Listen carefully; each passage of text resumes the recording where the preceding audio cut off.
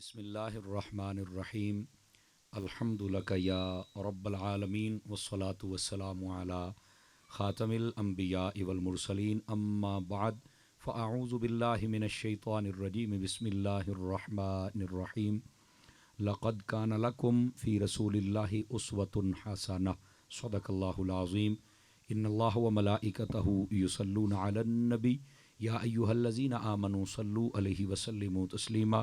درود پاک پڑھ لیجیے۔ الصلاۃ والسلام علیک یا سیدی یا رسول اللہ وعلی آلک و اصحابک یا سیدی یا حبیب اللہ۔ انتہائی عزت و تکریم کے لائق زینت محفل سادات کرام، معزز و مکرم علماء کرام، جملہ مہمانان ذی وقار، اللہ رب العزت کی فضل و توفیق سے ہم سب آج کی اس خوبصورت بزم پاک میں شریک ہیں، جس کو نسبت شادی خانہ آبادی کے ساتھ ہے۔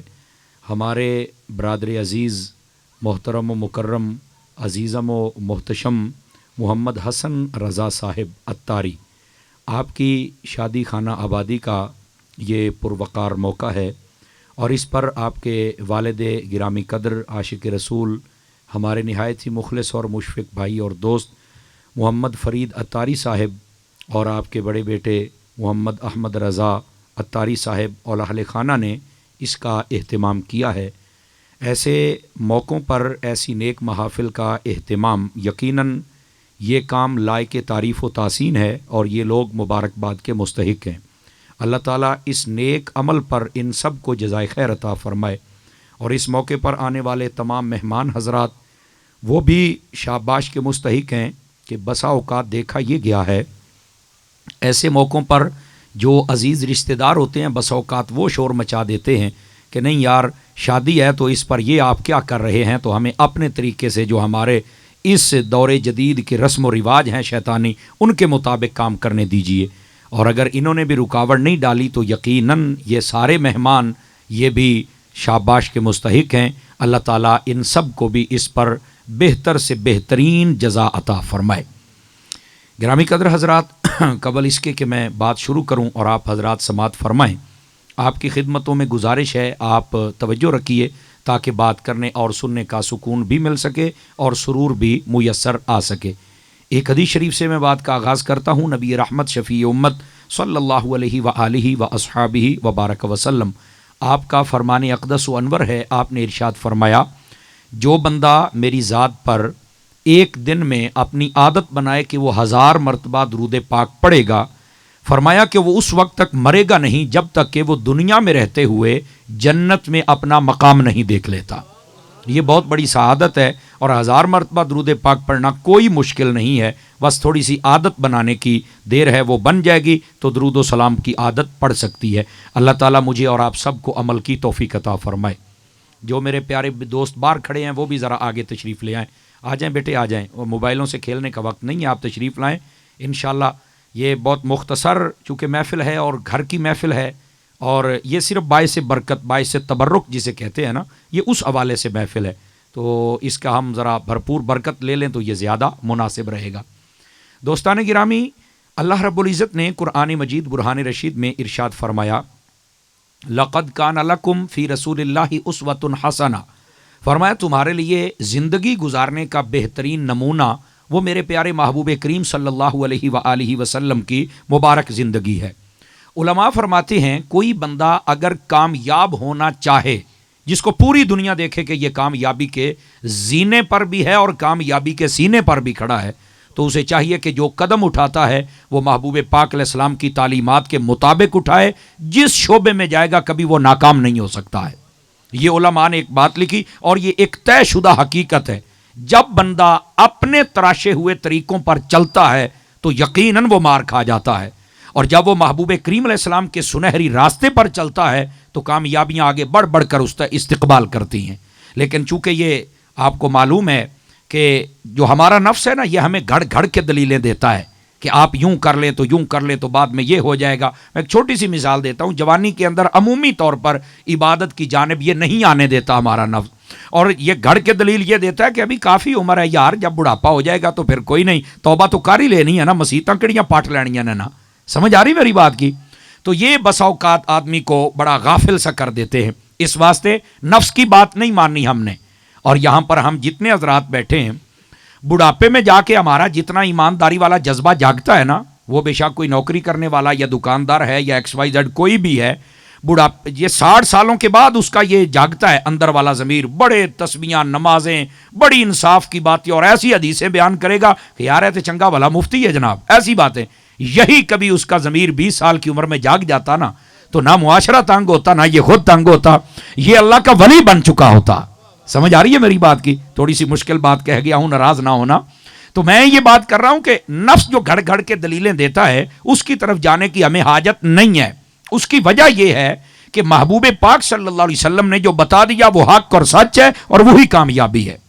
بلکہ صوفیاء نے یہاں تک لکھا ہے، بالخصوص امام غزالی، آپ فرماتے ہیں انسان جب زندگی گزارتا ہے نا، تو فرمایا کہ 3 طریقے ہوتے ہیں عمومی طور پر پوری دنیا کے موٹے موٹے زندگی گزارنے کے.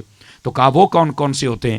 کہا پہلے انسانوں کا ٹولہ وہ ہے جو زندگی گزارتا ہے نا، تو وہ اپنی خواہشات نفس کے مطابق زندگی گزارتا ہے. جب اس کا جی چاہا کام کر لیا، جی نہیں چاہا کام نہیں کیا، جی چاہا سو لیا، جی چاہا اٹھ کھڑا ہوا، جی چاہا لڑائی کر لی، جی چاہا صلح کر لی، جو دل کرتا ہے وہ کرتا ہے. تو فرماتے ہیں کہ اس انسان اور ایک جانور میں صرف ایک فرق ہے کہ جانور قلعے پر باندھا ہوا ہے اور یہ کھلا ہوا ہے. وہ بھی اپنی خواہشات نفس کے مطابق ہی ساری بات کرتا ہے. دل کریا تو ٹکر ماری، دل کریا پٹھے کھا دے، دل کریا بہ گیا، دل کریا اٹھ کھلوتا ہے. سمجھ آ رہی ہے آپ حضرات کو؟ تو یہ جو انسان اپنی خواہشات نفس کے مطابق چلتا ہے، اس میں اور ڈنگر میں صرف ایک وہ رسی اور زنجیر کا فرق ہوتا ہے بس، ورنہ یہ 2 ٹانگوں والا وہی ہے. سمجھ آ رہی؟ اچھا، دوسرا انسان، دوسرا ٹولہ کون سا ہے جو زندگی بسر کرتا ہے؟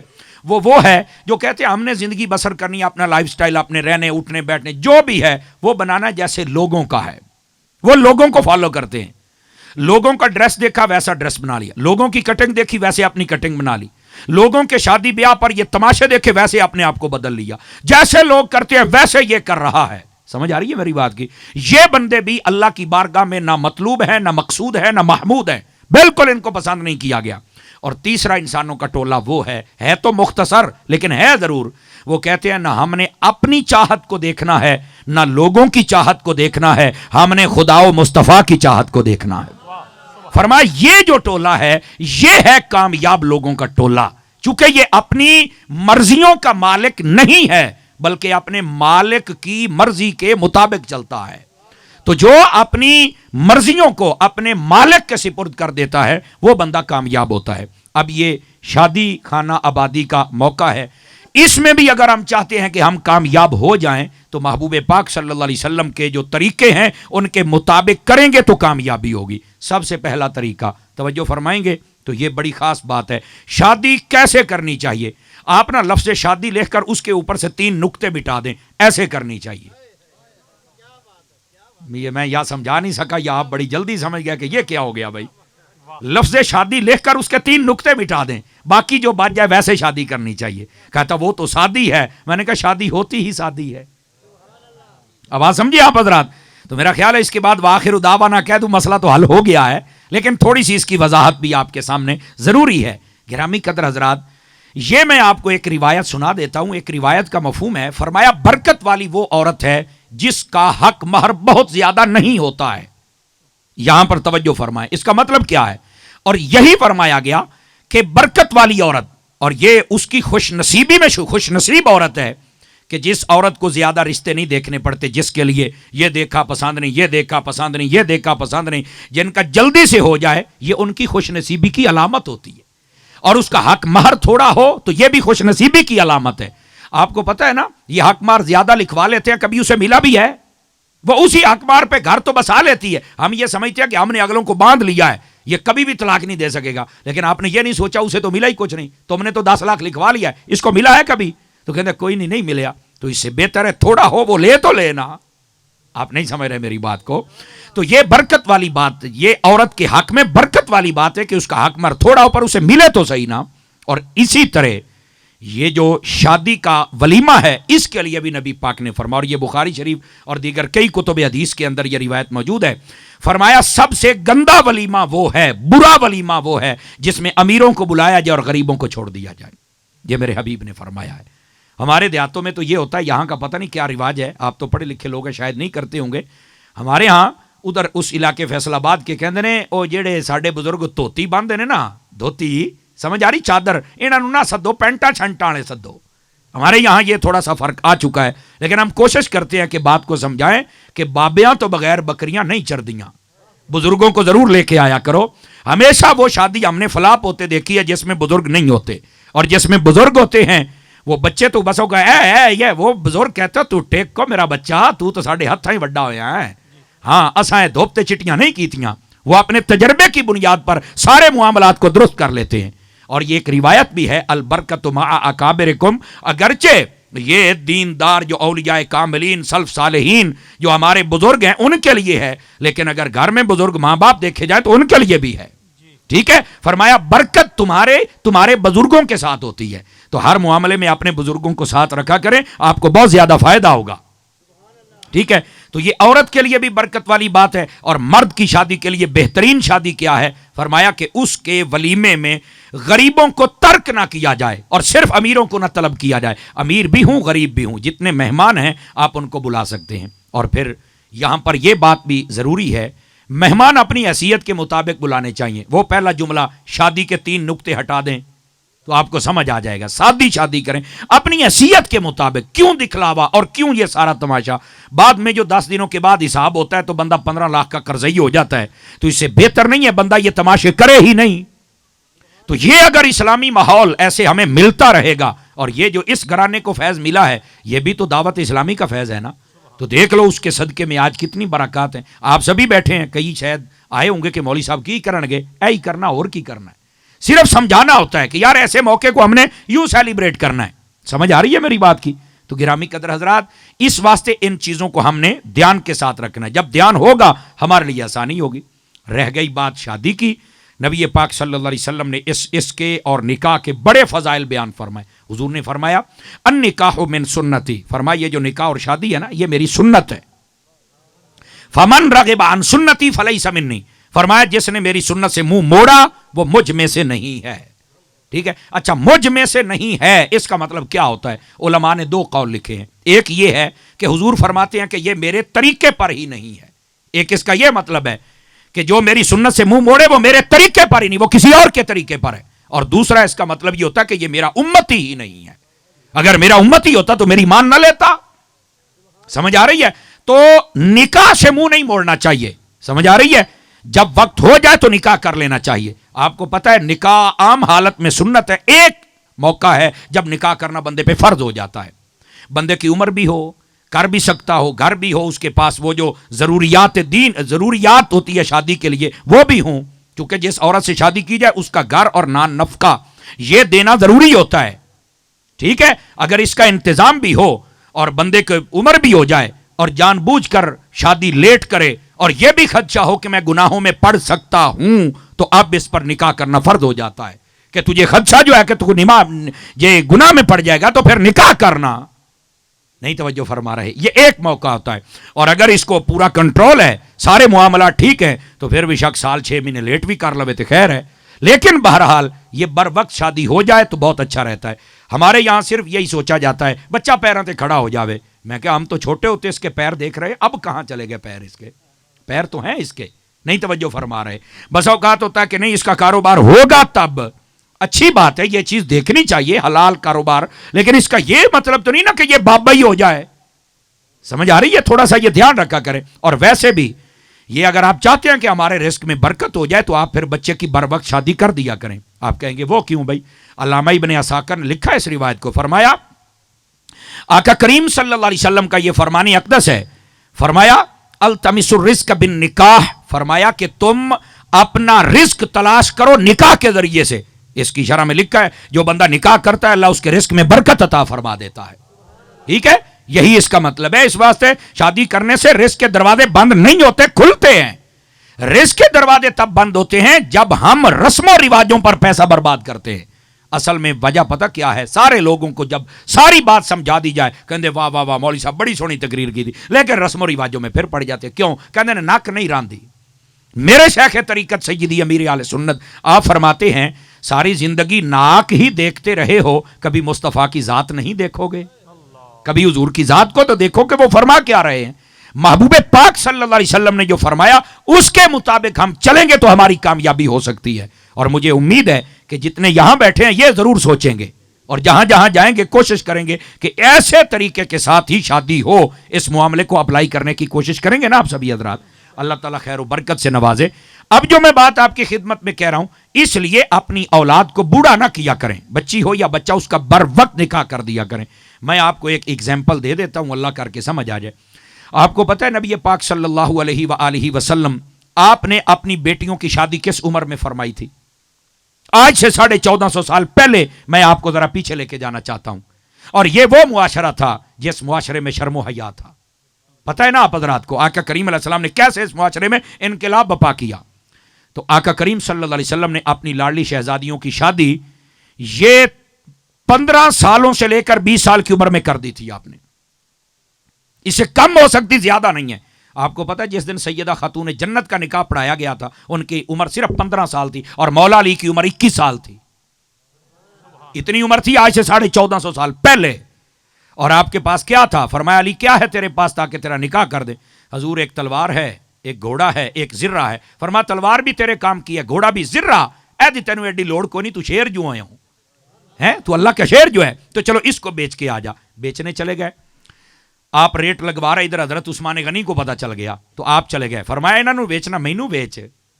تو فرمایا آپ خرید لیں. کتنا ریٹ لگیا ہے؟ انہوں نے کہا جی 300 درہم. فرمایا میں 400 دیتا ہوں. بلکہ فرمایا میں لے کے 480 آیا ہوں، 480 لے جاؤ. کیا سودا ہے یار یہ، 480 لے جاؤ. 480 درہم دے دیے. اچھا 480 درہم دے دیے اور کو میرے لائق ساری باتیں کرتے رہے. جب چلنے لگے نا وہ اپنے گھر صدقے جاؤں عثمان غنی پر. پیسے پہلے پکڑا دیے، سودا طے ہو گیا، سمن دے دیا، مبی لے لیا، سب کچھ ہو گیا. اب جب جانے لگے نا تو کہنے لگے علی یہ زیرہ نو میں کی کرنا ہے، تیرے ہی کام ہونی، شیر تو ہے، پوڑی تو ہے، میری طرف بھی تحفہ لے جا. آنکھ والا تیرے جوبن کا تماشا دیکھے، اندھے کو کیا نظر آئے وہ کیا دیکھے. تو یہ ان کا پیار محبت بھی تھا اور سارا انتظام بھی ہو گیا. اور یہ سارا پیسہ لے کر آپ نے بلا کس کو بلایا تھا؟ فرمایا ابو بکر عمر کو بلاؤ اور ساتھ بلال کو بلاؤ. جب وہ آ گئے فرمایا یہ لو پیسے اور یہ چیزیں ذرا خرید کے لاؤ. یہ جہیز خریدنے والے سیدہ کا ابو بکر عمر تھے. آواز بہت کمزوروں والی ہے آپ حضرات کی، سمجھ آ رہی میری بات آپ حضرات کو؟ تو دوستان عزیز اس واسطے ان باتوں کو سمجھنے کی کوشش فرمائیں. تو یہ انداز تھا بالکل سادہ. اور میں یہاں پر ایک بات اور بھی کہہ دوں، اگر مائیں بہنیں سن رہی ہیں تو ذرا 2 منٹ اپنی گفتگو کو روک کر یہ بات بھی ذرا سماعت فرمائیں. گرامی قدر حضرات، سیدہ خاتون جنت جس دن رخصتی تھی نا تو اس دن آقا کریم صلی اللہ علیہ وسلم آپ نے جب اجازت فرمائی کہ اب آپ اپنے گھر جانا ہے، میرے گھر میں تو مہمان تھی نا، ہم نے تو عزت و توقیر کی نا، تو جب آپ تشریف لے جانے لگیں تو پتہ انداز بعض علماء نے کیا لکھا ہے، توجہ فرمائیں گے تو آپ کو لطف آئے گا اس بات کا. شہنشاہوں کی بات ہو رہی ہے، آپ کو بڑا مزہ آئے گا. دوستانی عزیز بسم اللہ تشریف لے آئیے. دوستانی عزیز جب آپ تشریف لے کر جانے لگی نا تو حضرت اما عائشہ صدیقہ طیبہ طاہرہ رضی اللہ عنہا آپ فرماتی ہیں، اب یہ سنیے، فرمایا زمانہ اسلام میں کسی کی شادی میں اتنی خوشی نہیں کی گئی جتنی سیدہ خاتون جنت کی شادی پر خوشی کی گئی کہ حضور کی لاڈلی شہزادی کی خوشی ہے. لیکن اس خوشی کو جیسے ہم ضائع کرتے ہیں اس طرح نہیں. خوش یہ تھے کہ حضور صلی اللہ علیہ وسلم، اور آپ نے پتا کیا فرمایا، یہ آپ ہسٹری پڑھ کے دیکھ لیں. سیدہ اما عائشہ فرماتی ہیں کہ آقا کریم نے فرمایا کہ میری بیٹی کے کمرے کو سیٹ کیا جائے. اما عائشہ فرماتی ہیں میں خود عورتوں کے ساتھ گئی دور ایک وادی میں، وہاں پتا چلا کہ پکی مٹی ہے، میرا خیال تو اسے چیکنی مٹی یاد ہو، ٹھیک ہے، یہ چکنی مٹی ہے. تو فرمایا ہم خود اپنے سروں پہ اٹھا کے لائی اور میں نے اس کو گوندا اور اپنے ہاتھوں سے فاطمہ کے کمرے کا میں نے لیپ کیا تھا. اب کہاں بیٹھے ہیں؟ اور فرمایا پھر ایک عورت تھی بڑی سیاਣੀ ہمارے ساتھ، اس نے کہا ایک ذرا یہاں نا چھوٹی سی لکڑی بھی ٹانگ دی جائے تاکہ اس کے اوپر وہ اپنے کپڑے ٹانگ لیا کرے. تو ایسے کہا ہم نے اس گھر کو خود سنوارا، خود سجایا.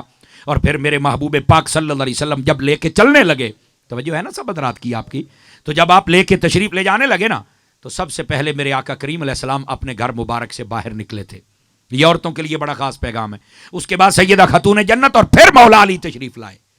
تو علماء کہتے ہیں پتہ کیسے، پہلے حضور کے قدم لگتے تھے، اسی کے اوپر سیدہ کے لگتے تھے، اسی کے اوپر مولا علی کے لگتے تھے، یعنی قدموں کا نشان بھی چھپ گیا. نیچے والے دیکھے تو مصطفیٰ، اوپر والے دیکھے تو مرتضیٰ. کیا پیارا انداز تھا. یہ عورتوں کے لیے پیغام تھا کہ میری بھی شادی ہوئی ہے لیکن ہم نے تو قدموں کا نشان بھی نہیں دکھنے دیا اور تم کیا کرتی ہو. سمجھ آ رہی ہے میری بات کی؟ ہمیں یہ باتیں بہرحال سمجھنا ہوں گی کہ آج ہمارے برادری کے اندر، ہمارے معاشروں میں کیا ہوتا ہے۔ بس اوقات شادی ہوتی ہے نا، جوان بچیاں 10 سے 15 دن پہلے کٹ کٹ کے پراتاں چمچیاں دے نال تے مورے کر چھڑ دیاں نے تھلیوں کو۔ تھوڑی بہت پنجابی بھی سمجھ لو گے نا؟ یہ صرف تمہارے ذوق کے لیے بولتا ہوں۔ کٹ کٹ کے تبلے جناب، کیا ہے جی ان کے بھائی کی شادی ہے، وہ بھائی کی شادی آ گئی تو کیا ہم انڈیا چلے جائیں؟ سارے گانے انہی کے چلا رہے ہو۔ بھائی کی شادی آ گئی تو ہم مدینے نہیں جا سکتے؟ سمجھ نہیں آ رہی میری بات کی؟ دیکھیں نا یار، میں آپ کو ایک بات بتاتا ہوں، ہم جو مکان بناتے ہیں اس مکان کی بنیاد میں ہم پانی جانے دیتے ہیں؟ بتاؤ، بڑا 20 سال ہو جائے بارش آ جائے نا تو بڑے بزرگ کہتے ہیں دیکھو یار کہیں بنیادوں میں پانی نہ چلا جائے۔ ایسا ہی ہے نا، کیوں نہیں جانے دیتے؟ اس لیے پانی چلا جائے تو بنیادیں بیٹھ جاتی ہیں، وہ رہنے کے قابل نہیں ہوتا۔ شادی بھی ایک بنیاد ہے، اس کی بنیاد میں جب کوئی شراب ڈالے یہ اس قابل رہ جائے گی؟ اس کی بنیاد میں جب کنجریوں کا کوئی ناچ ڈالے یہ اس قابل رہ جائے گی کہ یہاں برکت ملے، یہاں اچھے بچے پیدا ہو؟ کیسے ہوں گے یار؟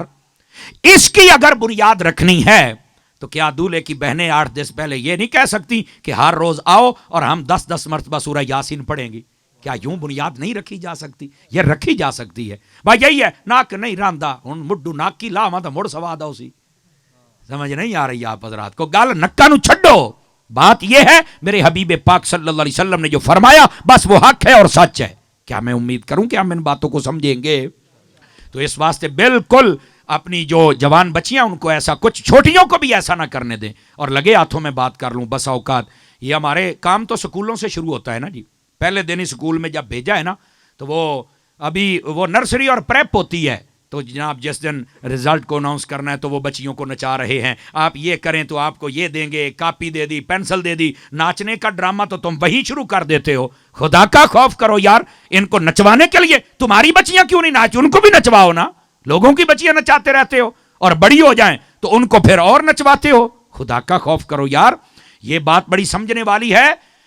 عورت کے لیے یہ باتیں ممنوع ہیں، عورت ہی اچھی لگتی ہے، سمجھ آ رہی ہے؟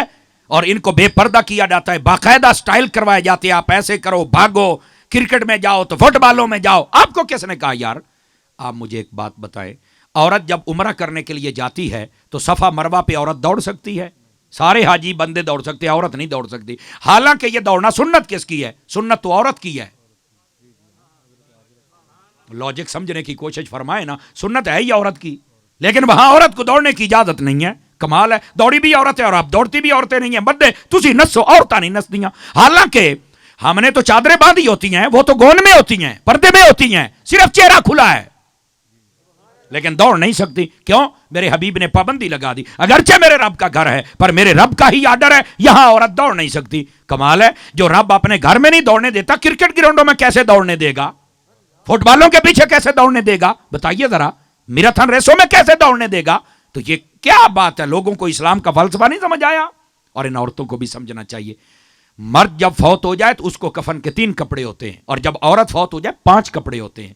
مرد اس کے لیے 3، عورت کے لیے 5۔ عورت فوت ہو جائے مرنے کے بعد بھی اسلام ڈبل پردہ کرواتا ہے۔ یہ زندہ کہتی ہے میرا سنگ گھٹ ہوتا ہے تو سا گھٹ ہوتا ہے تو مینو سا نہیں آتا تو فلانا ہے۔ خدا کا خوف کر، مرنے وقت بھی کہنا نا کہ مینو جناب قبر دب چھڈو، تب تو کچھ نہیں نا، تب تو جو تتا پانی پا ٹھڈا پا تو کیڑا چیکنا ہے، تین تو چھڈ ہی آنا ہے۔ پر سائیاں جدو میچے لینے نے پھر اوکھی اس سے بہتر ہے سیدہ خاتون جنت کی کنیز بن جا، اما عائشہ پاک کی نوکرانی بن جا۔ ایسے زندگی گزارے گی تو تیرے لیے خیر بھی ہے، برکت بھی ہے۔ سمجھ آ رہی ہے میری بات کی؟ لیکن میرا خیال ہے ایک مثال اور دے دوں تو بات ساری کھل کے آپ کے سامنے آ جائے گی۔ عورتوں کو چاہیے شادی بیاہ کے موقع پر بھی بے پردگی کا اظہار نہ کریں، ویسے تو کرنا ہی نہیں نا۔ ان موقعوں پر سوٹ بھی خریدتی ہیں اس لیے ساریاں ویکھنا ہے، وہ ساریاں نو وکھا نہ، اپنے گھر والے نو وکھا، اور اگر شادی نہیں ہوئی تو صرف اپنے ماں باپ کو دکھا، بہنوں بھائیوں کو بس۔ توجہ نہیں کر رہے نا آپ حضرات؟ تو یہاں تو اس لیے ہوتا ہے کہ سانو وکھا، نہ ایسی بات نہیں ہے۔ ادھر دیکھیے ذرا، یہ موبائل ہے نا، میری طرف دیکھیں گے تو مسئلہ آپ کو بڑی جلدی سمجھ آ جائے گا۔ طالب علم اس لیے توجہ آپ کی چاہ رہا ہوں۔ اس کے اوپر کور چڑھا ہوا ہوتا ہے، آپ عورتوں کا موبائل دیکھیں گے نا تو وہ بک کور ہوتا ہے، ادھر سے بھی ایک پردہ سا اوپر ہوتا ہے، بلکہ بسا اوقات کئی تو جناب ٹیشو پیپر لپیٹا ہوا ہوتا ہے۔ تو میں نے کہا اتنی شفقت اس موبائل کے ساتھ، بی بی خیریت تو ہے؟ توجہ نہیں فرما رہے آپ حضرات. تو پتہ کیا جواب ملتا ہے؟ نہیں یہ ہم نے موبائل لیا, یہ تو جناب فلانی کمپنی ہے تو فلانی ہے, تو اس کو نا وہ اوپر سے لگ جاتے ہیں نشان, سکریچ, ساڈی پنجابی کہندے نے جریٹاں ہیں, تھوڑا جا گل کھول کے کریے نا, جریٹاں لگ جاندیاں. کیوں بھائی؟ اس لیے پردے میں رکھا ہوا ہے. میں ٹھنڈے دل سے دعوت فکر دیتا ہوں, اگر موبائل باہر رہے تو اس کو تو سکریچ لگتا ہے, جریٹاں لگدیاں نے. بی بی جدو تو پردہ نہیں کر دی تینوں کوئی نہیں سمجھ آؤں دی کتنیاں جریٹاں لگدیاں نے. نہیں توجہ فرمائی آپ نے. اگر تیرا موبائل پردہ کرے تو وہ کہتی ہے 5 سال بعد بھی ہم بیچے تو اس کے پیسے پورے مل جاتے ہیں. کیوں؟ بالکل فٹ ہے. تو میں نے کہا جب آپ پردہ کریں گی تو آپ کا مول بھی بڑھ جائے گا, آپ پریشان نہ ہوں. سمجھ آ رہی ہے میری بات کی؟ جو بے پردہ ہو کے عورت نکلتی اسی پر لعنت ہوتی, جو پردہ کرتی اس پر سلام ہوتا ہے. تو اس واسطے تھوڑی سی مشکل بات تھی, میں نے کہا چلو لگے ہاتھوں سمجھا دوں کہ یہ تربیت بڑی ضروری ہوتی ہے. گرامی قدر حضرات, محبوب پاک صلی اللہ علیہ وسلم آپ نے فرمایا نکاح میری سنت ہے, اور جو میری سنت سے منہ موڑے وہ مجھ میں سے نہیں ہے, یا میرے طریقے پر نہیں یا میری امت میں سے ہی نہیں ہے. تو اس لیے آقا کریم صلی اللہ علیہ وسلم آپ کے طریقوں کے مطابق ہی نکاح ہونا چاہیے. اور حضور نے فرمایا اربع من سنن المرسلین, حضور فرماتے ہیں 4 چیزیں نبیوں کی سنتوں میں سے ہیں. پوچھا گیا کون کون سی؟ فرمایا النکاح, سب سے پہلے نکاح, یہ نبیوں کی سنت ہے. سمجھ آ رہی ہے؟ اور جب نکاح کیا جائے تو نیت پتہ کیا ہونی چاہیے؟ نیت ہونی چاہیے محبوب پاک کی سنت کی ادائیگی. ٹھیک ہے, ایک نئے گھر کا آغاز, اولاد کا حصول, رزق حلال کی برکت. توجہ نہیں فرما رہے آپ حضرات؟ یہ بندے کی نیت ہونی چاہیے. سمجھ آ رہی ہے؟ اور اپنے آپ کو گناہوں سے بچانا, یہ نیتیں ہونی چاہیے کہ میں اس لیے شادی کر رہا ہوں. ٹھیک ہے, یہ نکاح نبیوں کی سنت ہے. اور یہاں پر میں ایک بات کہہ لوں, صوفیاء نے لکھی ہے, آپ کو لطف آئے گا. فرمایا کہ جو بندہ شادی شدہ ہوتا ہے وہ 1 رکعت پڑھے, اور جو غیر شادی شدہ وہ 70 رکعتیں پڑھے, تو شادی شدہ کی 1 رکعت کا ثواب 70 سے زیادہ ہے. ہوں کو بولے نے بھی چلو ساڑی سائڈ بھی لئیے مولوی ہونا. نہیں توجہ فرمائی آپ نے, ہے نوجوان تو نہیں بولے کہ سان تکا ہیٹھا سٹ گیا. نہیں, میں آپ کو بتا دیتا ہوں, شادی شدہ کی 1 رکعت 70 رکعتیں غیر شادی شدہ والی کی آگے ہوتی ہے. کیوں؟ جب تک بندے کی شادی نہیں نہ ہوتی اس کا دل, دماغ اور تخیل اس کے قابو میں نہیں ہوتا. وہ کھڑا تو مسجد میں ہوتا ہے لیکن نئی مسجد میں ہوتا, وہ کہیں چوک میں ہوتا ہے, وہ کہیں پارک میں ہوتا ہے. اور جب شادی ہو جائے اس کے جذبات, اس کے تخیلات قابو میں آ جاتے ہیں, پھر وہ مصلے پر کھڑا ہوتا ہے, پر مصلے پر ہی کھڑا ہوتا ہے. اب آپ سمجھ آ رہے ہیں؟ تو یہ نماز میں جتنی یکسوئی ہو عبادت اتنی عروج پر جاتی ہے. ٹھیک ہے, تو اس واسطے ضرور ہمیں چاہیے کہ ہم اس نکاح والی سنت پر عمل کریں. اللہ تعالیٰ سب کو بخیر و عافیت یہ منزل بھی طے کرنے کی توفیق عطا فرما دے. سمجھ آ رہی ہے؟ حضور کی سنت کے مطابق کوئی مسئلہ ہی نہیں ہوتا. اب آ جائیے اگلی بات, نکاح نبیوں کی سنت ہے. نمبر 2 فرمایا والسواک, مسواک کرنا یہ نبیوں کی سنت ہے. یہ میرے حبیب پاک نے فرمایا سارے نبیوں کی سنت ہے, ہمیں بھی کرنی چاہیے. مسواک چھنگ لیا, چیچی ہوندی نا, چیچی سدے ہو نا, ساڈے تے چیچی سدے نے, اس کے برابر موٹی ہونی چاہیے. اس سے تھوڑی سی موٹی بھی ہو جائے تو خیر ہے, لیکن اتنی, اس سے کم نہ ہو, منہ چھیل دے گی آپ کا, اتنی ہو, تار ہو. سمجھ آ رہی ہے؟ تو اس کو آپ مسواک کریں, دائیں جانب سے اوپر, پھر نیچے, پھر بائیں جانب سے, ایسے. یہ طریقہ کار سادہ ہے. دائیں ہاتھ سے مسواک کرنی چاہیے, اور ہر روز کریں تو کیا ہی بات ہے. سمجھ آ رہی ہے؟ اور بالخصوص جب پیاز, مولی اور کوئی بھی وہ چیز جو سمیل پیدا کرے, جب اس کو آپ استعمال کریں, مثال کے طور پہ حکا یا کئیوں کو سگریٹ, تو اس کے بعد ضرور استعمال کریں, ورنہ فرشتے قریب نہیں آتے. سمجھ آ رہی ہے میری بات کی؟ اچھا, یہ مسواک نبیوں کی سنت ہے. جلدی میں ایک بات اور آپ کو بتا دیتا ہوں تاکہ آپ کے لطف میں مزید اضافہ ہو جائے. یہ مسواک کے بارے میں قدیم فیضان سنت میرے شیخ طریقت سیدی امیر اہل سنت کی پڑھیں نا آپ, تو اس کے اندر یہ بات موجود ہے. فرمایا جب مسواک کی جائے, پینسل ہے کسی کے پاس, تھوڑا سا مجھے دے دیں میں تاکہ ایک مسئلہ سمجھا لوں آپ کو. جلدی کریں بھی, جلدی کریں. بسم اللہ, یہ آ گئی, جیتے رہی.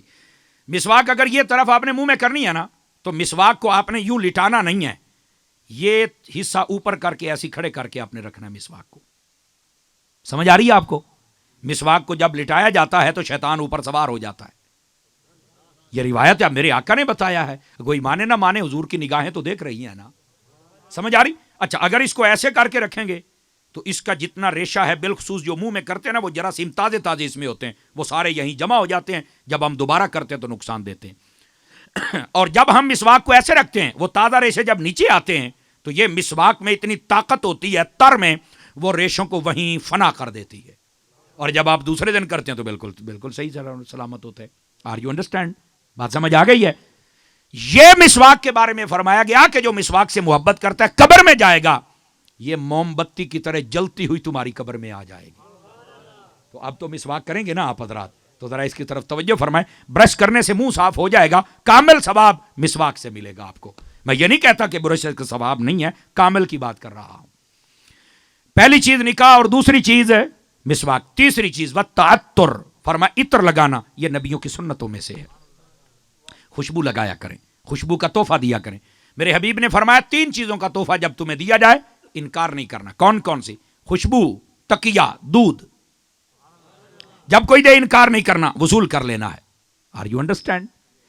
خوشبو لگایا کرے. اچھا خوشبو اس لیے نہیں لگانی کہ میں لوگوں میں نمایاں رہوں. اگر اس لیے لگاؤ گے قیامت والے دن بدبو آئے گی تمہارے جسم سے، روایت میں ہے. اور اگر اس لیے لگاؤ گے کہ مسلمان ہیں، یہ پاس بیٹھے تو ان کو اچھا محسوس ہو، خوش ہو جائیں، ماحول اچھا ہو جائے، حضور کی سنت پہ عمل ہو جائے، اگر یہ نیت ہوگی یہاں بھی خوشبودار رہو گے، وہاں بھی خوشبودار رہو گے. سمجھ آ رہی ہے میری بات کی؟ لگے ہاتھوں ایک مسئلہ بیان کر دوں. سینٹ کے بارے میں تحقیق ہو چکی ہے کہ اس کو استعمال کرنا جائز ہے. ایک وقت تھا جب تک ابھی تحقیق مکمل نہیں ہوئی تھی تو اس وقت علماء فتویٰ دیتے تھے کہ ناجائز ہے. تو آپ سینٹ اب بھی استعمال نہ کریں. تو عطر بہت پیارے پیارے ہیں جناب، آپ انہیں استعمال کر سکتے ہیں، سینٹ کو ضروری شے نہیں ہے. لیکن بہرحال مسئلہ تھا تو میں نے بتا دیا. تحقیق یہ الکوہل اس میں ہوتا ہے، لیکن الکوہل تو ہماری میڈیسن میں بھی ہوتا ہے. یہ جو کپڑوں کو رنگ ڈائی کیا جاتا ہے اس میں بھی الکوہل ہوتا ہے. فرنیچر کو کیا جاتا ہے اس میں بھی الکوہل ہوتا ہے. تو پھر ہر چیز کو حرام قرار دے دیں. اصل میں الکوہل بیسک اس میں ڈالا جاتا ہے اس کی کوالٹی برقرار رکھنے کے لیے، یہ نشے کے لیے نہیں ہوتا. جب یہ تحقیق ثابت ہو گئی تو اب حکم بدل گیا. اب بات سمجھ آ رہی ہے آپ سبھی حضرات کو؟ مسئلہ تھوڑا سا مشکل تھا لیکن آپ سمجھ چکے ہیں، پڑھے لکھے لوگ ہیں، آسانی ہو گئی مجھے. اب آگے چلیے. پہلی چیز کیا تھی نبیوں کی سنتوں میں سے؟ نکاح. دوسری کیا تھی؟ مسواک. تیسری کیا ہے؟ خوشبو. اور چوتھی نبی پاک صلی اللہ علیہ وسلم نے فرمایا والحیا. یہ تمام نبیوں کی سنتوں میں سے ہے، آپ حیا فرماتے تھے. اور آقا کریم صلی اللہ علیہ وسلم کتنا حیا فرماتے ہیں. فرمایا پہلے دن کی عورت کنواری اپنے گھونگھٹ میں بیٹھ کر اتنا نہیں شرماتی تھی جتنا میرے محبوب عام حالات میں شرمایا کرتے تھے. ایسا شرم و حیا غالب تھا آپ کے اوپر. محبوب پاک صلی اللہ علیہ وسلم کی میں ایک بات آپ کو سنا دیتا ہوں، ذرا دھیان فرمائیے گا. آقا کریم جب ہجرت فرما کے مدینہ طیبہ میں جلوہ گری فرمائی نا، غور کریں گے تو میں آپ کو بات سناؤں. آقا کریم علیہ السلام نے 8 منٹ باقی ہیں ابھی آپ کے پاس، بہت اچھی بات ہو سکتی ہے 8 منٹ، بڑی پہلے والے بھی آپ نے لطف محسوس کیا ہوگا انشاءاللہ. کل والی روٹی نالو تو ہونے ہی چاہ سے زیادہ آ گئی ہو سی انشاءاللہ، اور کل کی روٹی کھانے کا زیادہ مزہ آئے گا. ہاں زندہ باد، اللہ آپ کو خیر و برکت دے. دوستان مکرم ذرا توجہ فرمائیے. حیا. آقا کریم علیہ السلام جب ہجرت فرما کے مدینہ طیبہ جلوہ گر ہوئے نا، تو وہاں ایک عورت تھی اور بڑی تیز زبان کی تھی، وہ بد کلام تھی، چاتر جنوں کہتے ہیں، کینچی کاٹتی چلی جاتی تھی. بڑے بڑے لوگ اسے بھاگ جاتے تھے کہ یار یہ کیا بلا ہے. آقا کریم آئے نا تو اس نے کہا میں نے بھی ملاقات کے لیے جانا ہے. تو ایک پاس بیٹھ کر صحابی تعارف کروا رہے تھے. اس نے جب کروایا نا کہ حضور عورت تو آ رہی ہے لیکن اس کے یہ معاملات ہیں، اس کو غیبت نہیں کہتے، اس کو تعارف کہتے ہیں، ٹھیک ہے. آقا کریم نے فرمایا آپ خاموش ہو جاؤ، اسے آنے دے. جب وہ آئی نا، آقا کریم علیہ السلام کے معجزات میں سے ایک معجزہ، ایک کمال یہ بھی ہے، نصرت بالرعب. حضور فرماتے ہیں میری مدد رعب کے ساتھ کی گئی ہے. ہاں ایک حدیث بخاری کی ہے، نصرت بالرعب مسیرۃ شہر. فرمایا رعب کے ساتھ میری مدد کی گئی 1 مہینے کی مسافت پر. کیا مطلب؟ فرمایا میرا دشمن 1 مہینہ دور بیٹھا ہو، کوئی میرا نام لے دے وہ ویسے ڈر مار جاتا ہے. سمجھ آ رہی ہے؟ اس لیے بابا جی خادم حسین رضوی کے نعروں سے لوگ ڈرتے تھے. کافر ایویں نہیں کمبدا سی، حالانکہ بابے دیاں اپنی ٹنگا کوئی نہ، لیکن یہ کیوں ڈرتے تھے؟ اوئے ہوئے ہوئے یہ تو یا رسول اللہ کا نعرہ لگاتا ہے، اے سانو مارو ہے. حالانکہ مارنے والی بات ہی کوئی نہیں تھی، وہ تمہیں امت مصطفیٰ کو حضور سے جوڑنا چاہتے تھے. ٹھیک ہے. بہرحال کسی کو سمجھ آیا کسی کو نہیں آیا. مچھلی ہمیشہ پتھر چٹ کے مڑ دی ہے. ایسا مثال بزرگا کو سنی ہے. ہن بھی سدھے ہو جاؤ، نظام مصطفیٰ لے آؤ، تمہاری ساری مشکلیں حل ہو جائیں گی. نہیں تو ابھی ابتدا عشق ہے روتا ہے کیا، اگے اگے ویخ تیرے ساتھ ہوتا ہے کیا. ابھی تو سفر شروع ہوا ہے بھائی، کچھ بھی نہیں ہے. بات دور نہ چلی جائے، آقا کریم کے پاس وہ عورت آ گئی. آپ کھانا مبارک تناول فرما رہے ہیں. وہ پہلے جو کسی کو بولنے نہیں دیتی آج جرت نہیں ہوئی بولنے کی، چپ کر کے بیٹھی ہے. سب پریشان ہیں، یار یہ آج بول نہیں رہی، مسئلہ کیا ہے؟ حضور نے بھی تھوڑی دیر توجہ نہیں فرمائی، سارے نو پتہ لگے انہوں بھی پتہ لگے آج سائیاں کو لائیاں. آقا کریم صلی اللہ علیہ وسلم تھوڑی دیر کے بعد آپ نے توجہ فرمائی. ٹھیک ہو جی، کھانا کھاؤ گی؟ اس نے کہا کھانا ہے. فرمایا لو، آپ نے برتن آگے بڑھا دیا. اس نے کہا برتن والا نہیں کھانا. انہوں مسئلہ تے سارا سمجھ آ گیا نا، عورت تھی، مسئلہ سمجھ آ گیا. اس نے کہا برتن والا نہیں کھانا. کون سا کھائے گی؟ فرمایا جو آپ لقمہ چبا رہے ہیں یہ تبرک کھاؤں گی. آقا کریم، اس کا مطلب تبرک کھانے والا بھی عقیدہ بہت پرانا ہے. روکنے والے بچے جمہورے کہاں سے آ گئے؟ ان بچوں کو اپنا تعارف کروانا چاہیے، یہ بیچارے کہاں سے آئے. اچھا، آقا کریم نے بھی یہ نہیں فرمایا یہ کیا بات ہوئی. فوراً آپ نے چند ذرات نکال کے اس کی تلی پہ رکھ دیے. بھائی آپ کا بیٹا نہیں کھائے گا، کسی بھول میں نہ رہنا. کہتے ہیں نبی ہمارے جیسا. میں کہا کدی کھلا کے ویکھی، نہ سمجھ ہوگا تو شاید کوئی کھا لوے. تیری جھوٹھی تو کلفی بھی نہ چٹے، تو کسے بولنے سے بیٹھا ہے. حضور کے مقابلے نہ کیا کر. آقا کریم نے وہ چند ذرات عنایت کیے نا، اس نے تلی پہ رکھے اور کھا گئی. اب اگلی بات پر جب جی چاہے زندگی میں اس جملے کو یاد کر کے لطف لیتے رہنا. راوی حدیث کہتا ہے پہلے اس سے بد کلام کوئی نہیں تھا، حضور کے ٹکڑے کھانے کے بعد اس سے بڑا حسن اخلاق والا کوئی نہیں تھا. بات سمجھ آ رہی ہے آپ حضرات کو؟ میں چلو یہاں پر ایک بات بھی بتا دوں، شرم و حیا کی حضور نے بتا دی، جھلک بھی بتا دی. اور حضور نے یہ بھی فرمایا اذا لم تستحی فاصنع ما شئت وفی روایت فافعل ما شئت. فرمایا جب تمہیں حیا نہ رہے جو چاہے کر. چونکہ بندہ بے حیا ہو جائے تو پھر جو جی چاہے کرے. اس کا مطلب ہے ہماری کچھ حدود و قیود ہیں جن کو ہم کراس نہیں کر سکتے. اسلام نے ہر معاملے میں ہماری یہ ریڈ زون رکھی ہیں، ان کو ہم کراس نہیں کر سکتے. اور جو کرتا ہے وہ پھر انسان نہیں رہتا، دو ٹانگوں والا جانور ہوتا ہے وہ. Are you understand? بات سمجھ آ رہی ہے آپ سبھی حضرات کو؟ اور اگر آ رہی ہے تو ذرا سنیے گا. محبوب پاک صلی اللہ علیہ وسلم نے ایک لقمہ کھلایا اور اس کا اخلاق کا اتنا زینہ بلند ہو گیا. لیکن میں یہاں ایک بات کہہ دوں اور انہی باتوں پر میں اپنی گفتگو کا اختتام کروں گا، اور وہ یہ ہے، توجہ فرمائیے گا. میں نے کہا جس کو ایک ذرہ محبوب نے دے دیا اس کا تو اخلاق ایسا ہے، مجھے کوئی سمجھدار اور اندر کا زندہ بندہ بتا سکتا ہے اس اماں عائشہ کا کیا حال ہوگا جسے نبی اپنے ہاتھوں سے کھلایا کرتے تھے. کوئی تو مجھے یہ بھی بتائے نا. اور آج کچھ لوگ ان کے خلاف باتیں کرتے ہیں. ہاں، جو حضرت اماں عائشہ کے خلاف بات کرے آپ سمجھ جایا کریں، ایک ہوتا ہے حرام زادہ، ایک ہوتا ہے کنفرم ریجسٹرڈ حرام دہ. یہ وہ ہوتا ہے. آپ سمجھ گئے شاہ مولوی صاحب تھوڑا سا زیادہ ہی زور لگا گئے. میں شادی کی محفل میں بیٹھا ہوں، اس سے بھی میرے پاس بڑے لفظ موجود ہیں لیکن ٹائم تھوڑا ہے. میں نے جو بات کی ہے میں اس کا ذمہ دار ہوں. حضرت اماں عائشہ صدیقہ ام المومنین، کوئی حضور کی زوجہ میں سے، حضور کی بیٹیوں میں سے کوئی ان کا دشمن ہو وہ کبھی حلال کا ہو سکتا نہیں. اپنی سکی ماں کو حرام زادہ ہمیشہ بھونکتا، حلال کا نہیں بھونک سکتا. اب کہاں بیٹھے ہیں؟ خدا کا خوف کریں یار. اپنی زبان کو جب بھی کھولیں بڑے دھیان سے کھولا کریں. مجدد پاک نے اس بات کو لکھا ہے، فرمایا ایک بہت بڑے بزرگ تھے، وہ جب بھی دعا کرتے نا، قرآن مجید پڑھتے، نوافل پڑھتے، تو کہتے یا رسول اللہ اس کا ثواب میں آپ کی خدمت میں بھیجتا ہوں. بڑا عرصہ یہ عمل میں مجدد پاک نے لکھا ہے. ایک دن حضور کی زیارت ہوئی تو آقا کریم علیہ السلام نے چہرہ انور پھیر لیا. حضور میں تو اتنا کوئی ثواب بھیجتا ہوں. تو آپ فرمایا تجھے نہیں پتا وہ چیز میں زیادہ پسند کرتا ہوں جو عائشہ کے گھر سے ہو کے آئے، تو مجھے ثواب دیتا ہے، کبھی عائشہ کو بھی دے لیا کر. ہائے ہائے ہائے ہائے ہائے، میں کیا بتاؤں آپ کو یار. اور یہی بات ہے، نبی پاک صلی اللہ علیہ وسلم کی بیویاں اور بھی تھیں، پر صحابہ کرام حضور کو تحفہ پتہ کب دیتے تھے؟ آپ پڑھ لیں سیاست. جس دن نبی پاک حضرت اماں عائشہ کے گھر ہوتے، صحابی اس دن تحفہ دیتے تھے. کیوں؟ جب حضرت اماں عائشہ خوش ہوتی تھی تو نبی اور خوش ہو جاتے تھے. اچھا، اگلی بات بھی توجہ طلب ہے. بیویاں اکٹھی ہو کے آ گئیں، یا رسول اللہ اپنے صحابہ کو کہیں جب آپ ہمارے گھر ہوتے ہیں تب بھی دیا کرو. فرمایا اگر ادھر دیتے ہیں تو میں کہڑا یہ تھے رکھنا، میں تو بھی تو ٹور ہی دینا نا. پھر بھی عورت ذہنیتی آ ہی جاندہ ہے، لیکن ان کا یہ مطالبہ بھی جائز تھا. لیکن میرے حبیب جلال میں آ گئے. اب ذرا سنیے گا یہ روایت بھی اور چس لینا پوری. فرمایا خبردار عائشہ کے معاملے میں مجھے کوئی تنگ نہ کرے. کیوں؟ فرمایا کسی اپنی بیوی کے بستر میں ہوتا ہوں کبھی وحی نہیں آئی. عائشہ وہ عورت ہے جس کے بستر میں ہوں تب بھی وحی آ جایا کرتی ہے. یہ میرے نبی نے خود ارشاد فرمایا. اب بات سمجھ آئیے آپ سبھی حضرات کو؟ گرامی قدر حضرات، یہ عقیدے کی بات کو بھی ذرا سمجھا کریں، اور ان کو بھی یہ جو الجھی ہوئی گتھیاں ہیں نا ان کو بھی سلجھا لیا کریں کبھی. سمجھ آئیے؟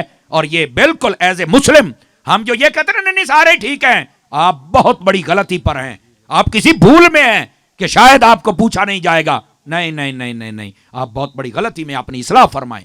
صحیح وہی ہے جو نبی کو بھی صحیح سمجھتا ہے، نبی کے اہل بیت کو بھی، صحابہ کو بھی، ولیوں کو بھی. بات سمجھ آ رہی ہے؟ ہاں، طبیعت میں انتشار نہیں ہونا چاہیے، لیکن بات جو سمجھنے سمجھانے والی وہ یہی ہے جو میں آپ کی خدمت میں عرض کر رہا ہوں. اب یہاں پر میں ایک بات کہوں، اب آپ جتنے بیٹھے آپ سب کی باری آ گئی. شادی شدہ حضرات، آپ کو پتا ہے ہمارے لیے سب سے زیادہ دعا کون کرتا ہے؟ ماں باپ، بہن اور زوجہ. آپ نے توجہ نہیں فرمائی میری بات پر. ہمارے لیے سب سے زیادہ جو دعا کرنے والے افراد ہیں ماں باپ ہیں، بہنیں ہیں اور اس کے بعد بیوی ہے. اور ان میں سے میں کسی کو پہلا دوسرا نمبر نہیں دینا چاہتا، اللہ جانے کون کی نیاں کرتا ہے. بہرحال یہ مخلص لوگ ہوتے ہیں، بہنیں بھی مخلص، ماں باپ بھی مخلص، بیوی بھی مخلص، یہ دعائیں کرتی ہے. سوال یہ ہے جتنے ہم شادی شدہ بیٹھے ہیں صرف اپنے ضمیر سے پوچھ کے بتائیں کبھی ہم نے بھی ہاتھ اٹھا کے خالصتاً اپنی بیوی کے لیے دعا کی ہے؟ ہم بہت کم کرتے ہیں. یہ بہت باریک بات ہے جو میں آپ کو بتا رہا ہوں. اب ایسی تقریر کرتے ہو ہمیں بھی ڈر لگتا ہے، بس اوقات کلپ کاٹ دیتے ہیں، خیر رن مرید مولوی، اب کریں کیا، بہت ڈر لگتا ہے. لیکن چونکہ ایز اے اسکالر ہم سمجھانے آتے ہیں تو ہمیں سمجھانا چاہیے نا، تلخ حقائق سے پردہ ہٹانا چاہیے. میں اس لیے یہ بات کہہ رہا ہوں. اور بسا اوقات آپ ابھی بھی کئی گھروں سے نکلے ہوں گے تو ہو سکتا ہے آپ کی بیوی نے دروازہ خود بند کیا ہو اور آپ پر آیت الکرسی پڑھ کے پھونک ماری ہو سکتا ہے کئی بیٹھے ہوں. یار وہ اتنی تیری خیر مانگے اور تو اس کے لیے دعا ہی نہیں کر سکتا ہے. اپنی دعاؤں کرے ایک لسٹ اپنے دل میں بنا، تجھے پتا چلے گا یار میں تو دعا اس کرمالی واسطے کدی بھی نہیں کی تھی، کدی بھی نہیں. ہاں بیمار ہو جائے تو وہ بھی آپ نہیں کرنی، مولوی صاحب دعا کرا چڑیا ہے بچیاں دی ماں بیمار ہے، صدقے ونجا. توجہ نہیں فرما رہے آپ حضرات. اپنی بیوی کے لیے بھی دعا کیا کریں، اگر وہ کوآپریٹو ہے نا، نہ بھی ہو تو دعا کریے کوآپریٹو ہو جائے. نہیں توجہ فرما رہے، اگر ہو تو پھر زیادہ دعا کیا کریں. دیکھیں یار وہ ہر وقت جب گھر سے باہر رہتے ہیں نا، جب اس کو یاد آتی ہے آپ کی تو وہ دل میں یہی کہ یا اللہ میرے سر دے سائیں دی خیر ہوے، یا اللہ دی خیر. ایسا ہی ہے نا جی. تو جو ہمارے بچے سنبھالے، کپڑے دھوئے، جوتے صاف کر کے دے، کمرے کی صفائی کرے، گھر کی صفائی کرے، آنے جانے والے کو سنبھالے، اور بس اوقات بہن بھائی چھوڑ جاؤ آدھی میں تینا موڈا لا کے کھلوتی ہیں. جو اتنا دلیر دل ہے آپ اس کے لیے دعائی نہیں کرتے. یار کیا ہو کے آگے آیا آپ کو؟ چپ. اور پھر چوری پکڑی گئی. ناراض تو نہیں ہوئے آپ حضرات؟ تو یہ میں اس لیے کہہ رہا ہوں ذرا سوچئے گا، اور میں امید کروں گا کہ ہم سبھی دعا کریں گے، ضرور کیا کریں. یہ بھی ہمارے گھر کا ایک فرد ہے یار، اور بڑا اہم فرد ہے. سمجھ آ رہی ہے؟ یہ بیک وقت ہمارے گھر کا یہ سربراہ بھی ہے، ہمارے گھر کا چوکیدار بھی ہے، ہمارے گھر کا باورچی بھی ہے، ہمارے گھر کا سویپر بھی ہے. آپ توجہ نہیں کر رہے، ہمارے گھر کی آیا بھی ہے. یہ بیک وقت اس کے پاس اتنے شعبے ہیں، جیسے مولوی کے پاس بہت سارے شعبے ہیں نا. نہیں توجہ فرما رہے. مرنا ہے تا مولوی، جیونا ہے تا مولوی، پیدا ہویا تا مولوی، سمجھ آئی ختم ہے تا مولوی، نماز نے تا مولوی، بانگا نے تا مولوی. اسی طرح ان کی ڈیوٹی بھی بہت لمبی ہوتی ہے یار. سمجھ آ رہی ہے؟ تو کیا میں امید کروں کہ آپ دعا فرمایا کریں گے. یہاں پر میں ایک اور بات کہہ دوں آپ حضرات کو، دوستان مکرم، یہ اگر عورتیں سن رہی ہیں تو وہ بھی غور سے سنیں. ان کو بھی چاہیے اپنے گھر والوں کا احترام کیا کریں. عورتوں کا ایک وفد حضور کے پاس آیا. یہ آپ کے شہر راولپنڈی کے بہت بڑی شخصیت علامہ عبدالرزاق صاحب بھترالوی رحمۃ اللہ تعالی علیہ. سمجھ آ رہی؟ آپ نے ایک عورت کی یہ فضیلت پر کتاب لکھی ہے. وہ جب میں نے درس نظامی کیا تھا 2009 میں تو میں نے مقالہ یہی لکھا تھا، اور اس وقت حضرت کی کتاب مجھے کسی نے دی تو میں نے وہ پڑھی تھی. آپ کے شہر کے عالم میں بہت بڑے انتقال فرما گئے، اور اہل سنت کے طلباء پر بڑے احسان ہیں ان کے. یار کیا عقیدے کا پکا بندہ تھا یار وہ. اللہ خیر و برکت عطا فرمائے، اور جتنے بھی ان کے ماننے والے ہیں سب کو خیر و برکت دے، اور ان کے مزار پر کروڑوں رحمتوں کا نزول فرمائے. یہ عبدالرزاق بھترالوی صاحب رحمۃ اللہ علیہ، آپ نے اپنی کتاب میں بھی یہ حدیث کا کئی جگہ پہ اشارہ دیا ہے. عورتیں آگے وفد بنا کے، حضور ہمارے کچھ معاملات ہیں، مہربانی تو فرماؤ. کون کون سے؟ انہوں نے کہا یہ ہماری نمائندہ یہ بات کرے گی. نمائندہ نے بات کی تو کیا کی؟ اس نے کہا یا رسول اللہ یہ مرد جاتے ہیں حج پر. فرمایا بالکل جاتے ہیں. تو ہمیں تو اجازت ہی نہیں کہ محرم کے بغیر جائیں. فرمایا ہاں میں نہیں روکا ہے. تو کہا یہ تو کام کو جاتے ہیں تو تب بھی عمرہ کر کے آ جاتے ہیں، طواف کر کے آ جاتے ہیں. نہ یہ جائیں نہ ہم جائیں، اے تو لٹ کے لے گئے اور اسی رہ گئی گھر دے کما واسطے. سمجھ آ رہی ہے آپ حضرات کو؟ حضور مسکرا پڑے. فرمایا بھائی بات تو ٹھیک ہے آپ کی، کچھ اور بھی ہے تو بتا دو، پھر ایک ہی مرتبہ حل کر لیتے ہیں. انہوں نے پھر کہا آقا یہ یاد کرنے جاتے ہیں شہید ہو جائیں تو مر کے زندہ، واپس آ جائیں تو غازی، ہم تو جاتی نہیں، ہمیں تو یہ فضائل ملتے ہی نہیں. کہا بالکل ٹھیک ہے. تو یا رسول اللہ اے تو لوٹ کے لے گئے تو اساں رہ گئیاں. آواز سمجھ آ گئی؟ اب انہوں نے جب یہ مطالبات رکھے نا تو میرے آقا کریم صلی اللہ علیہ وسلم نے فرمایا کچھ اور بھی ہیں؟ نہیں آقا، بس یہ باتیں ہمیں کھا رہی ہیں، بہت پریشان کر رہی ہیں. شفقت فرمائے نا، میرے آقا نے جو فرمایا کمال فرمایا. سارے بھائی غور سے سنیں. آقا کریم صلی اللہ علیہ وسلم آپ ارشاد فرماتے ہیں اے عورتوں، دو چیزوں کے وعدے تم مجھ محمد سے کر لو، باقی میں تمہیں اجازتیں دیتا ہوں. انہوں نے کہا واہ واہ، آج تو کمال ہو گیا. حضور کون کون سے؟ فرمایا ایک اپنے گھر میں رہ کر اپنی عزت کی حفاظت کرنی ہے، پردہ کرنا ہے، اور دوسرا اپنے شوہر کی اطاعت کرنی ہے جائز کاموں میں. یہ دو کام تم کر لو، حج عمرہ جہاد کا ثواب میں محمد تمہیں عطا کر دیتا ہوں. ان کو گھر بیٹھے ہر چیز مل گئی ہے، لیکن ان کو پھر شوق باہر نکلنے کا. توجہ نہیں فرما رہے آپ حضرات؟ سمجھ آئی؟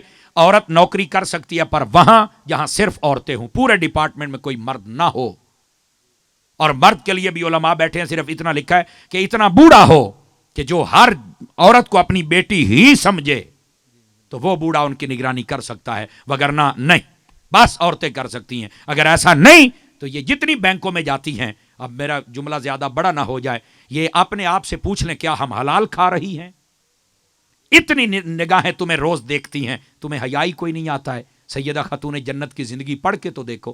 فرمایا جب میں فوت بھی ہو جاؤں تو میری چارپائی رات کے وقت اٹھانا اور اوپر بھی پتے ڈال لینا، میرے جنازے کو بھی کوئی نہ دیکھ سکے. آج ان عورتوں کو کون بتائے کہ یہ تمہارے لیے اسلام نے گھر کی ملکہ بنایا ہے، اس کو باہر نکل کے نکرانی بننے کا شوق چڑھ گیا.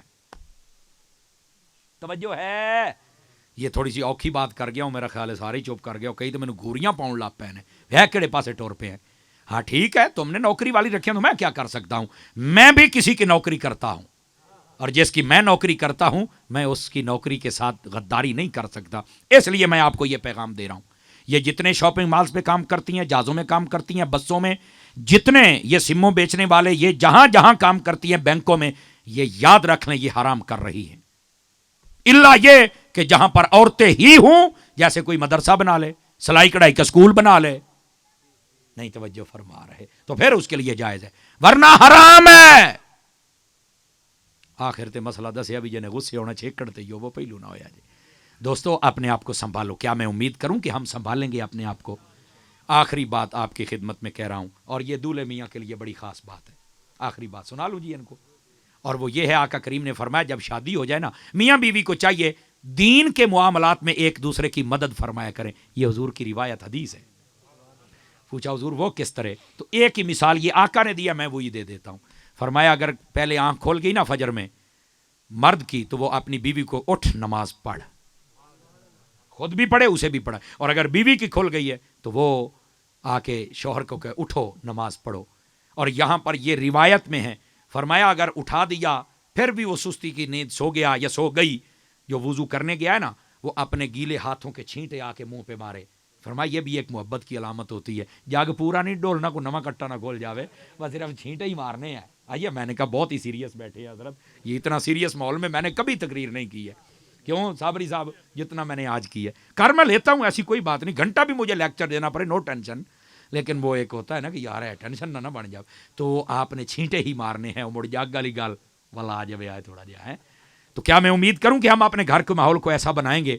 ماؤں بہنوں کے لیے جب قرآن آتا ہے نا تو آپ دیکھیں قرآن اس کے سر پر لا کے گاڑی تک لایا جاتا ہے. اس کو کہیں بیٹا یہ قرآن دیکھ لا، تجھ سے بھی آگے تیری گاڑی میں ہے، تو گھر میں چل کے پڑھ لینا ہے. کیا میں امید کروں اس پہ عمل ہوگا؟ اللہ تعالی ہم سب کا حامی و ناصر ہو. آمین آمین آمین بجاہ النبی الامین صلی اللہ علیہ وسلم. ابھی نعت خوانی ہوگی بعد میں. بیٹھے بھائی آپ نے نا جتنے بیٹھے ہیں جو میرے ساتھ ہیں وہ باقی آپ تشریف رکھیں. محفل کے ماحول کو آپ نے نا ڈسٹرب نہیں کرنا. بہت شکریہ. السلام علیکم ورحمۃ اللہ وبرکاتہ.